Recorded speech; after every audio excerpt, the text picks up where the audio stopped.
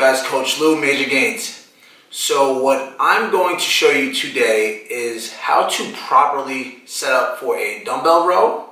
And you're going to use actually the same technique when you want to do barbell rows or cable rows, because the major thing that I'm finding when clients send me their videos or I'm just in the gym and I'm watching everybody else row is, one, the back and how people are setting up how they're setting up for the dumbbell row with a really round or it's a really rounded back instead of more of a flat or even a slightly arched back. And I'll show you how you can determine how you're setting up, as well as how they're actually rowing and how, where you should be pulling from the shoulder blades to really get the back to work instead of really using your biceps and your arms to pull the weight up. So as you can see, I'm sitting here on my bench, and I'm going to go over the first thing is the setup, and then I'm going to go into the row, and I'm going to show you the two different types that you can do with the dumbbells, but then essentially you can carry this over again into cable rows or machine rows or barbell rows. As long as the foundational aspects of the row are in place, you'll be fine. So we have a bench here, right?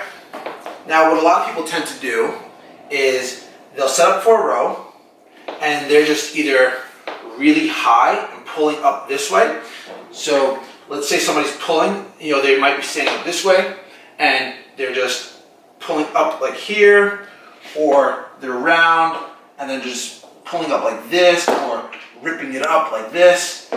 These are all incorrect ways to do a row. So how do we set this up?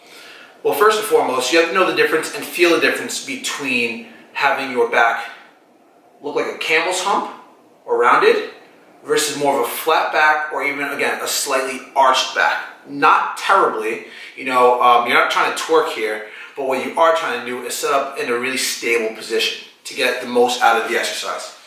So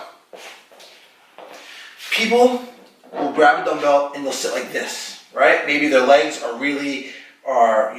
they might be too far wide, they're too narrow, their back again is rounded. What you want to do is you want to have just outside that hip width position, and again, maybe even have that one leg that's pulling the same side of the dumbbell simply just to get the leg out of the way. You might want to stagger it a little bit, but the width in and of itself is about the same. So to go from this arched position, this rounded position or this camel's hump, you want to go the other way. So think of it like this. You want to be a table. You want your back to be as flat as possible, right? So if you're here, you want to go here. Now, from this position, you don't want to just use your bicep and rip it up this way or lose control. You want to keep this arm straight, pull back with the shoulder blade, then come up and row. Essentially, your lat is going to stop you, and then you're going to return nice and slow. So a good single arm dumbbell row, or a good row in general, will look something like this. 1,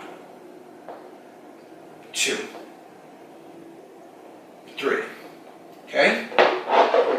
Now, some people have this tendency where they want to put the one leg up onto the bench and support themselves that way, and that's fine. Again, here's how you would do it.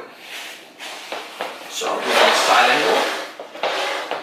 Now, again, you don't want to be rounded and pulling up this way, which I see a lot of.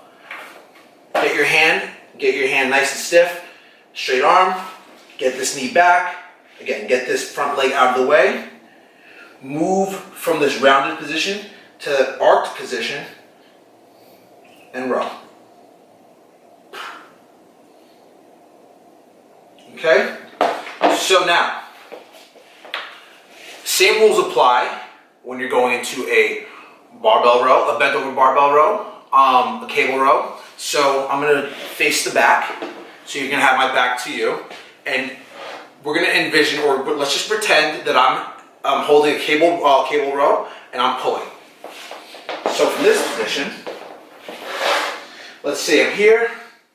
I don't want to be rounded and pulling. I don't want to be too far back and pulling. I want to be straight up, right? Slight arc, drive the shoulder blades back, and then pull. Return. Okay? Then, for a barbell row, bend over barbell row, same rules apply. So we're going to envision that I have, or you know what? This is what happens when you're at home and you get to use utensils. Let's envision this being one big barbell, right? I got a spatula and a tong. You're going to hold the barbell as such, right? About shoulder width apart. You're not going to bend over this way, okay? You're going to arc that back and pull. 1, 2, 3. Okay? And then you're going to come back up. Now, again, the sole purpose here is to work the lats, work your back. You're not trying to muscle it up with your biceps. You want your shoulder blades, right? The little bones in the back where, you know, if you're not freely moving them, they can get stuck, and that's why you tend to have that up, you know, you might have that upward, you know, rounded back, so to speak, that up, how can I say that? More of a, like a little hunchback, or essentially you just want your shoulder blades to be able to move freely, whether it's out and in, up, down. You want the shoulder blades to be able to be moving. So that's how you initiate the row.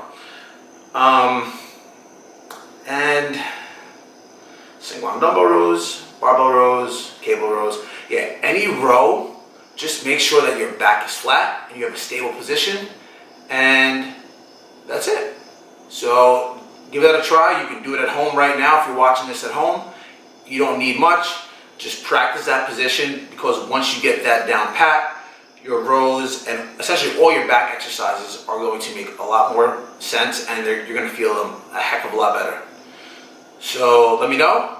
Coach Lou, signing off. Peace.